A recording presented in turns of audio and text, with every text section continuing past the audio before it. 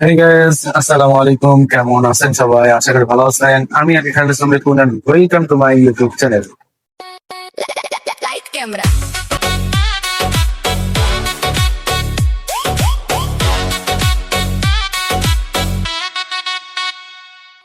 So guys, video title এবং thumbnail দেখে বুঝে গেছেন যে আজকের ভিডিওটা কি নিয়ে হতে যাচ্ছে। সো আশা করি যে আজকের ভিডিওটা তোমাদের খারাপ লাগতে পারে, ঠিক আছে? বলার কিছু নাই। যারা নতুন কন্টেন্ট ক্রিয়েটর আছেন, আমি একজন নতুন কন্টেন্ট ক্রিয়েটর, সেক্ষেত্রে আমারও খারাপ লাগতেছে। তবে একটা ভালো খবরও আছে, সেটা আমাদের বাংলাদেশের ক্ষেত্রে। বাংলাদেশে যারা কন্টেন্ট ক্রিয়েটর আছে তাদের জন্য অনেকটা ভালো। সো চলুন কথা না বাড়িয়ে আজকে বিষয় নিয়ে আলোচনা করা যাক। चलो भाई। তো গাইজ, চলুন আগে ভিডিওটা দেখে আসি, তারপর তোমাদের সাথে কথা বলছি। ইউটিউব থেকে আয় করা আরও কঠিন হচ্ছে। নতুন নিয়মে মনিটাইজেশন পাওয়ার শর্ত এক ধাক্কায় দ্বিগুণ করার সিদ্ধান্ত নিয়েছে জনপ্রিয় এই ভিডিও প্ল্যাটফর্ম। কিন্তু ঠিক কবে থেকে কার্যকর হচ্ছে এই নতুন নীতি, আর কি কি শর্ত মানতে হচ্ছে কন্টেন্ট ক্রিয়েটরদের? প্রতিষ্ঠানটির অফিসিয়াল ব্লগ পোস্ট থেকে জানা যায়, আগামী ২০২৭ সালের ১ ফেব্রুয়ারি থেকে ইউটিউব পার্টনার প্রোগ্রামে যুক্ত হওয়ার শর্তাবলী আগের তুলনায় দ্বিগুণের বেশি কঠিন হতে চলেছে।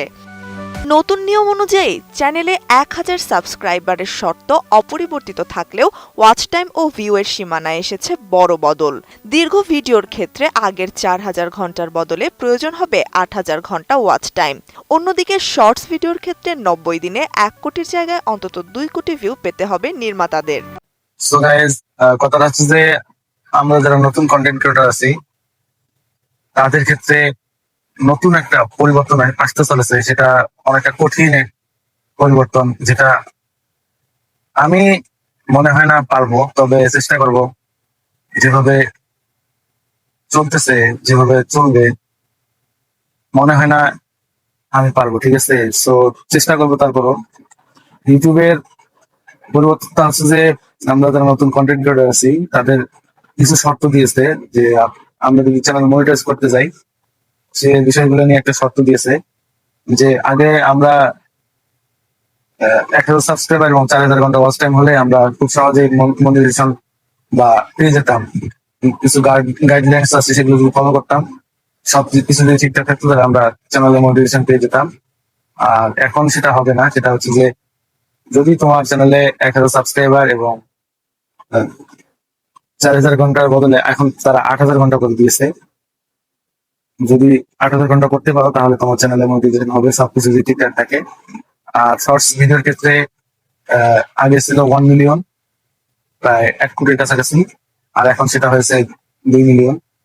যদি তোমার ১ বছরে ৯০ দিনের মধ্যে যদি 1 মিলিয়ন সব 2 মিলিয়নের নিচে কমে যায়, অর্থাৎ ২ কোটির নিচে কমে যায়, তাহলে তোমার শর্টস থেকে ইনকাম করতে পারবা না। সেটা হচ্ছে যে কোনো শর্টস ভিডিও হোক বা তোমার সবগুলা ভিডিও হোক, শর্টস ভিডিও সবগুলা থেকে তোমার ২ কোটি ভিউজ লাগবে, ঠিক আছে?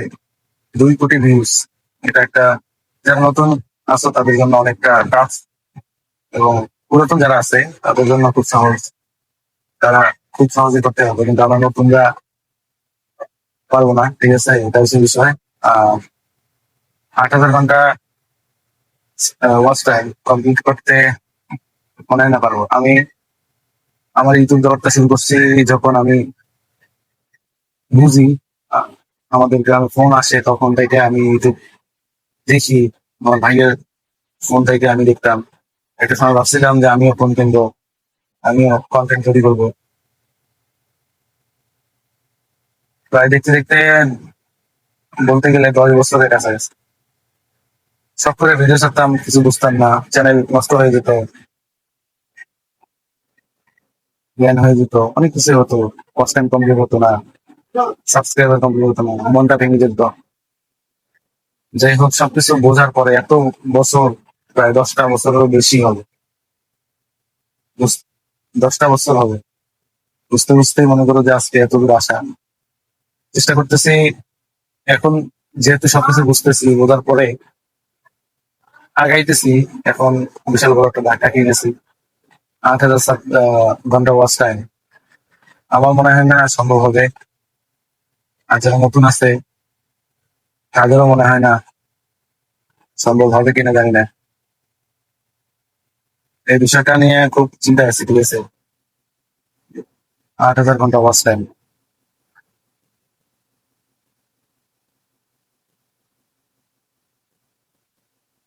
যাই হোক, আমি একটা জিনিস নিয়ত করেছিলাম যে যতদিন আছি, যতদিন আল্লাহ ভালো রাখবে, ইউটিউব ইউটিউবে কাজ করবো ইনশাআল্লাহ।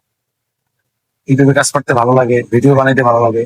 এর আগেও বলেছিলাম, এখনো বলতেছি, যতদিন আসতে ভিডিও বানাবো। চাই কেউ ভালোবাসি আর কেউ না ভালোবাসি, যতদিন না থাকবো ভিডিও বানাই যাবো। সো গাইজ, আমাদের বাংলাদেশের ক্ষেত্রে যে নিয়মটা চালু করেছে সরকার, এটা ভালো। তো চলুন আগে ভিডিওটা দেখেছি, তারপর তোমার সাথে কথা বলতেছি। আমাদের দেশে যারা কন্টেন্ট ক্রিয়েট করে তাদের উপর যে ধরনের আয় কর ছিল সেটা সম্পূর্ণভাবে উঠিয়ে দেওয়া হয়েছে। কারণ আমাদের দেশের ইয়াং জেনারেশনরা এখানে এত ভালো করছে, এটা দেশের জন্য যেরকম উপকার, তারা বাইরের থেকে প্রচুর বৈদেশিক মুদ্রা নিয়ে আসতে পারবে। বাংলাদেশে যারা কন্টেন্ট ক্রিয়েটর আছে তাদের ক্ষেত্রে যে ট্যাক্সটা ছিল সেটা সরকার উঠাই দিচ্ছে, ঠিক আছে। এটা সব থেকে বড় পাওয়া।